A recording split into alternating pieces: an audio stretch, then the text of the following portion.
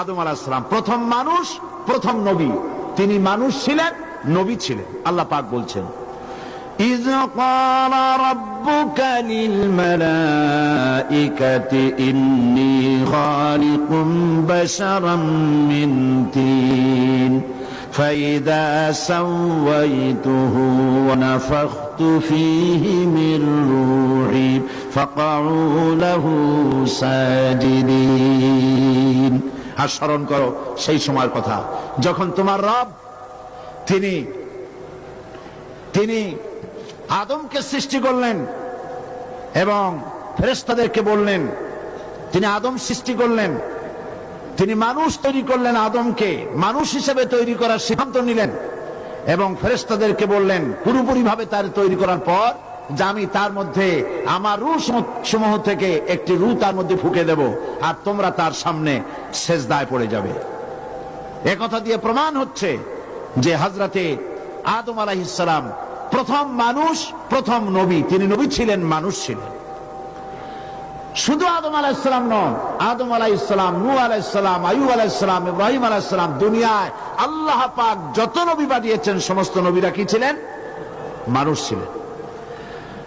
সকল নবী যে মানুষ ছিলেন এ ব্যাপারে কোরআনে কারীম বলছে, قالت لهم رسلهم إن نحن إلا بشر مثلكم ولكن الله يمن على من يشاء من عباده। তাদের রাসূলগণ তাদেরকে বলল, সত্যিই আমরা তোমাদের মতোই মানুষ। আল্লাহ পাক আমাদেরকে তার বান্দাদের মধ্যে যাকে খুশি তাকে অনুগ্রহিত করেন। সুতরাং দুনিয়ার সমস্ত নবীদের মুখ থেকে আল্লাহ বের করাইছেন যে আমরা সবাই মানুষ। রাসূল করিম সাল্লাল্লাহু আলাইহি ওয়াসাল্লাম তার সম্পর্কেও লোকেরা বলতো যে তিনি মানুষ ছিলেন না। তার সম্পর্কে কাফেররা বলতো, মা লিহাদার রাসূল ইয়াকুলুত তাআম ওয়া ইয়ামশি ফিল আসওয়াক। মা লিহাদার রাসূল, কি আশ্চর্য রাসূল, বাজারে যায়, ভাত খায়, রুটি খায়, কি রকম নবী। তার আশ্চর্য হয়ে যেত যে নবী হয় কি করে, আমাদের মতো হাটে বাজারে যায়, মানুষ আবার নবী হয় কেমনে? আল্লাহ রাব্বুল আলামিন নবীর মুখ থেকে এর প্রতিবাদ করালেন, শোনায় দিলেন, বলো, কুল ইন্নামা আনা বাশারুম মিসলুকুম ইউহা ইলাইয়া আন্নামা ইলাহুকুম ইলাহুন ওয়াহিদ। আল্লাহ পাক বলেন, নবী আপনি বলুন, ইন্নামা আনা বাশারুম মিসলুকুম, আমি তোমাদের মতোই মানুষ। এই আরবির কোরআন শরীফের আয়াতের সরাসরি তরজমা, বলুন আমি তোমাদের মতোই কি বলেন? মানুষ। আমি তোমাদের মতোই মানুষ। এক শ্রেণীর জাহিল লোকেরা, তারা মানুষকে বিভ্রান্ত করার জন্য তারা বলে মুহাম্মদ সাল্লাল্লাহু আলাইহি ওয়াসাল্লামকে মানুষ বলা যাবে না। বলেন নাউযুবিল্লাহ। আল্লাহ বলতে বলছেন যে আপনি বলেন আমি মানুষ, তোমাদের মতোই মানুষ। তারা বলছে মানুষ না। আচ্ছা মানুষ যদি না হয় তো কি? মুহাম্মদ সাল্লাল্লাহু আলাইহি ওয়াসাল্লাম তিনি কি জিন? যদি তার জিন বলা হয় তাহলে কি তার সম্মান বাড়ানো হলো? বলেন, মানুষের জিনের সম্মান বেশি না মানুষের সম্মান বেশি? আচ্ছা রাসূল সাল্লাল্লাহু আলাইহি ওয়াসাল্লাম যদি জিন না হয় তো কি, তাকে কি বলবেন? ফেরেশতা বলবেন? যদি ফেরেশতা বলেন তো সম্মান কার বেশি? মানুষের বেশি না ফেরেশতার বেশি? সম্মান কার বেশি? মানুষের বেশি। সুতরাং আল্লাহ পাক সাফ করে বলছেন যে আপনি বলে দিন, ইন্নামা আনা বাশারুম মিসলুকুম, আমি তোমাদের মতোই মানুষ। তবে হ্যাঁ, এর ব্যাখ্যা, সেই ব্যাখ্যা আমি আপনাদের সামনে বহুবার দিয়েছি, আজও দিচ্ছি। রাসূল আল্লাহ পাক শিখাচ্ছেন আপনি বলেন আমি তোমাদের মতো মানুষ। এর ব্যাখ্যা হচ্ছে আমি তোমাদের মতো মানুষ, কিন্তু তোমাদের মতো সাধারণ মানুষ নই। ইউহা ইলাইয়া, আমার কাছে ওহী আসে। দুনিয়ার তোমাদের কাছে যারা নবী নয় তাদের কাছে ওহী আসে না, আমার কাছে ওহী আসে। আর তোমাদের রব আমার রব একই, আল্লাহ রাব্বুল আলামিন। পার্থক্য করা হয়েছে নবুয়ত দিয়ে, ওহী দিয়ে। আরো পার্থক্য আছে, আমরা সাধারণ মানুষ আর নবীরা হচ্ছেন, জবাব দিতে পারলেন না? সাধারণের বিপরীত কি? অসাধারণ মানুষ। আমরা মানব আর আল্লাহর পয়গম্বররা হচ্ছেন মহামানব। সুবহানাল্লাহ বলেন। তার কারণ হলো আমরা সাধারণ মানুষ, আমরা গুনাহ করতে পারি, অপরাধ করতে পারি, মিথ্যে বলা স্বাভাবিক, নানান রকমের নাফরমানি করা স্বাভাবিক, কিন্তু নবীদের জন্য নাফরমানি করা মোটেই স্বাভাবিক নয়। আল্লাহ পাক তাদেরকে হেফাজত করেছেন, মাসুম করেছেন, বেগুনাহ করেছেন। নবীদের কোনো গুনাহ নাই, সুবহানাল্লাহ, তাদের কোনো গুনাহ নাই। তারা মানুষ, তবে আমাদের মতো সাধারণ মানুষ নয়। তারা হচ্ছেন অসাধারণ মানুষ। এবং তাদের আমি এই দৃষ্টান্ত আপনাদের সামনে এর আগে দিয়েছি, মানুষে মানুষে বেশ কম কি, নবীরাও মানুষ, আমরাও মানুষ, বেশ কম কি, সেই বেশ কম বুঝাবার জন্য বলেছি। রাস্তা তৈরি হয় পাথর দিয়ে, বিরাট বিরাট পাথর। এক একটা পাথরের দাম 5 মণ ওজন, একটা পাথরের দাম 50 টাকা, 100 টাকা হইতে পারে বড় জোর, অথবা কেউ কিনবেই না, পাথরের তার অভাব নেই।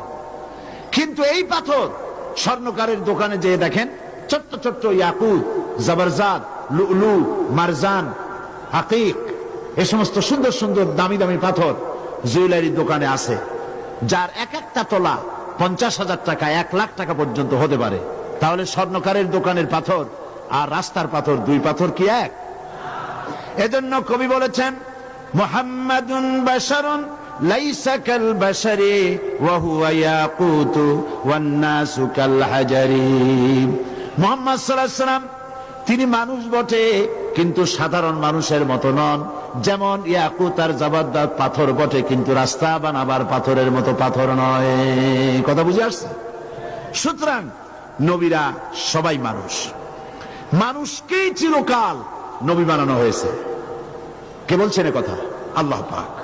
আল্লাহ রাব্বুল আলামিন বলেন, ওয়ামা আরসালনা ক্বাবলাকা ইল্লা রিজালান নূহি ইলাইহিম ফাসআলু আহলাদ যিকরি ইন কুনতুম লা তা'লামুন।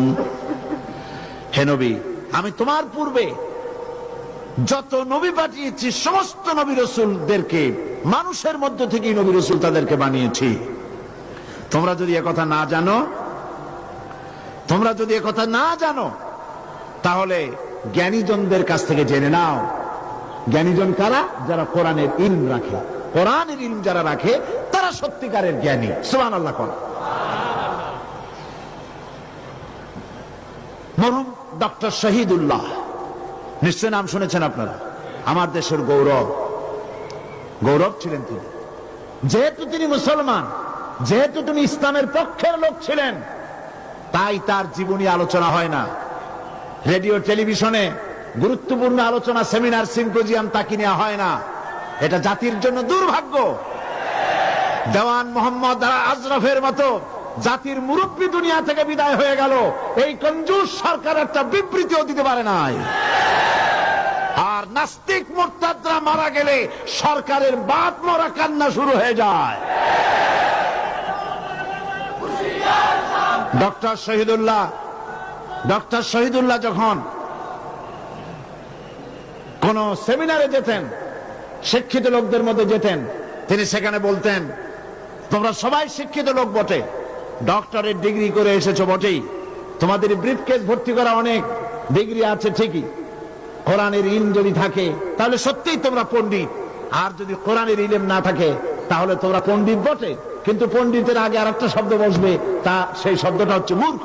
তোমরা মূর্খ পণ্ডিত, কারণ কোরআনের ইলম না থাকলে কিচ্ছু নাই, জিরো। বুদ্ধিজীবী যতই করো, আসলে বুদ্ধি বলতে কিছু নাই, বুদ্ধি বেঁচে খায়, তাই বুদ্ধিজীবী।